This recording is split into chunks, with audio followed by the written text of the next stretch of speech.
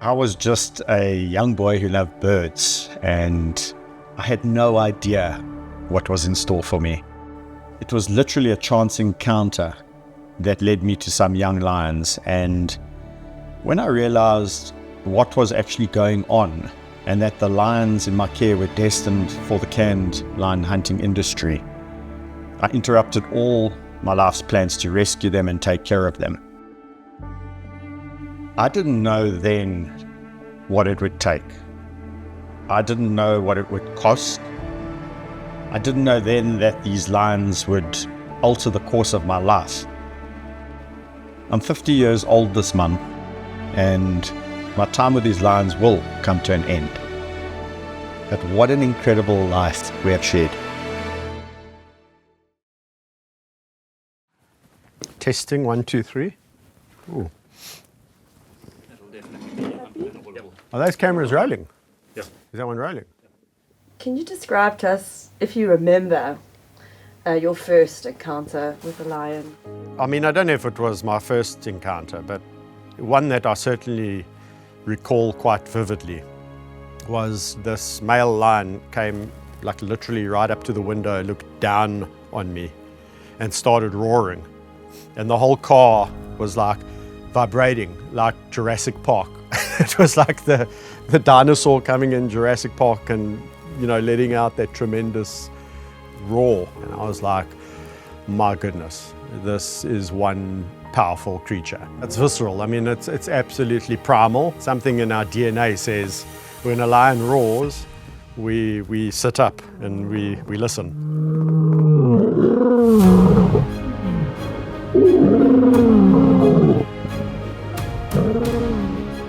Slowly, slowly, slowly!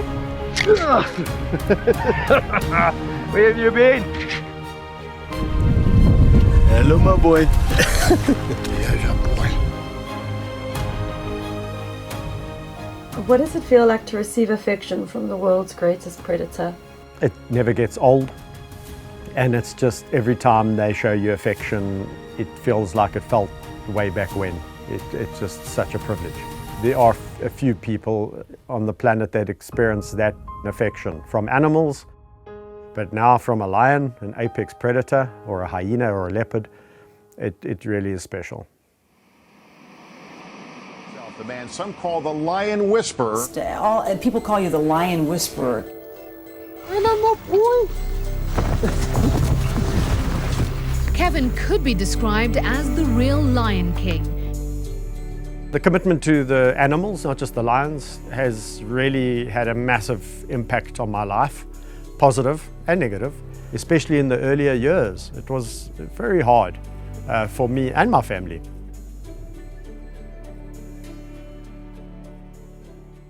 You know, I see friends of mine having families and then wanting to up and immigrate or relocate, or I can't.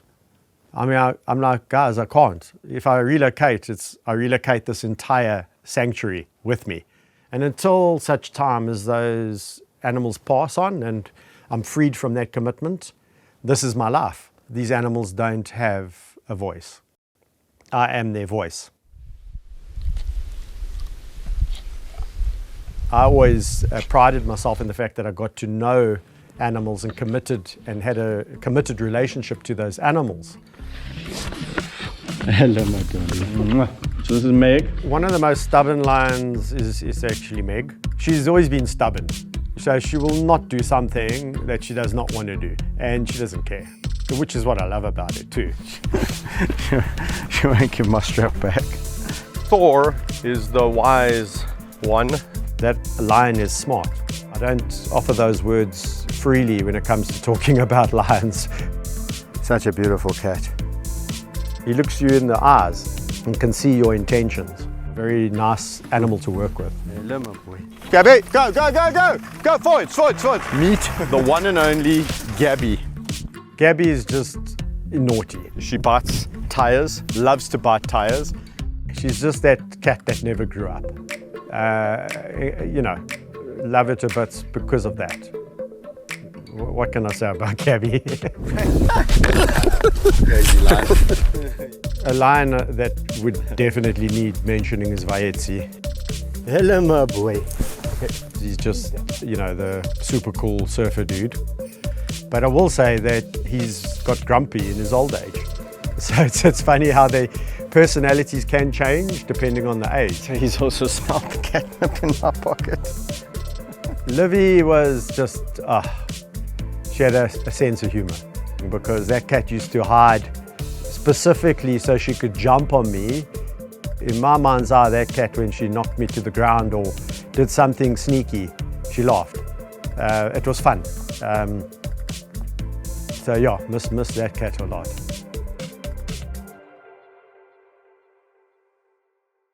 How do you process the loss of one of your lion? Oh, so when it's a long suffering, you almost pray that the end comes so that they don't suffer.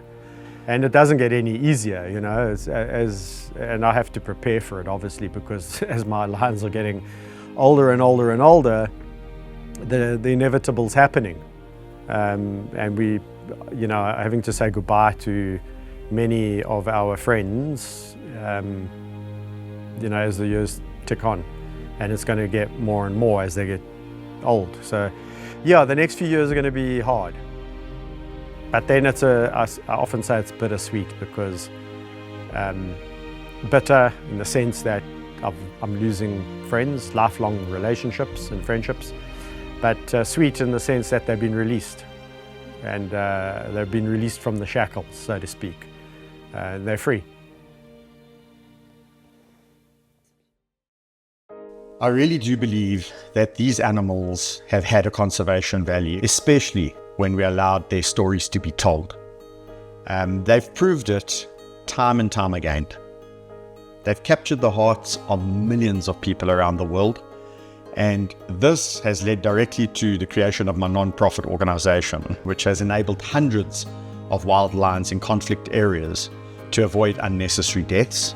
We've managed to remove thousands of snares, preventing the worst death possible for lions and other wildlife. We've done so much scientific research to improve wildlife management. We distributed over 1 million meals to children in need during a crisis and educated these very same children about the benefits of protecting wildlife and giving them lifelong memories and experiences in nature. But there's always more we can do. Yeah, my opinions have changed, obviously, over the years. Would I go and work at a lion park with the knowledge that I have now? Of course not. I think if you stay true to yourself and why you started doing what you did, the core is still the same. It's still giving these animals a good quality of life. Probably the advice I would give is set course, set a direction, and don't be scared by being blown off course, because that's when the adventures happen. These little setbacks are what define you and make you who you are. And I think the most important thing is, when I look back, I've stayed true to these cats and hyenas and the animals in my care. Do you think putting captive lions in sanctuaries for their whole lives is a merciful act?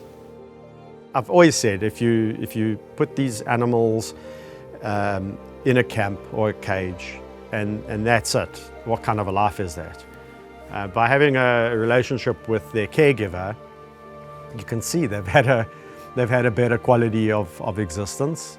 We are confused when we think that we can take animals from one form of incarceration and stick them in another, and then immediately think that the animal is living a better life. I would rather not see lions in cages. They shouldn't be there in the first place. So we should be looking at protecting these animals in their natural habitats and protecting natural habitats. And that's the evolution. The end result should be no sanctuaries. And that, for me, is a good thing. There should not be then the need to have lions behind bars.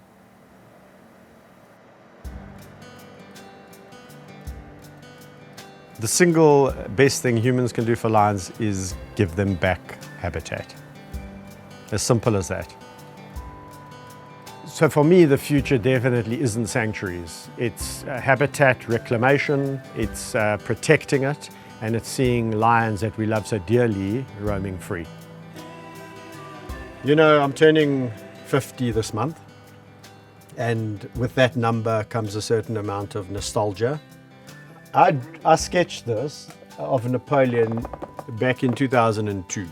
I think one of my fans or followers will, enjoy this. But I was thinking, I'm not really a person for gifts. Many people who know me will tell you that. But for this birthday, I'm hoping that a token gesture from my fan base, reach into their pockets and donate $5 a month, which represents $1 per decade, to the cause, so that we can realize my dream of not seeing lions in captivity, but seeing them roaming in the wild and helping us to secure the land that we have our eye on for this purpose. So that would be amazing. And who knows, you could be the lucky winner, win this wonderful, wonderful sketch and contribute to an amazing cause.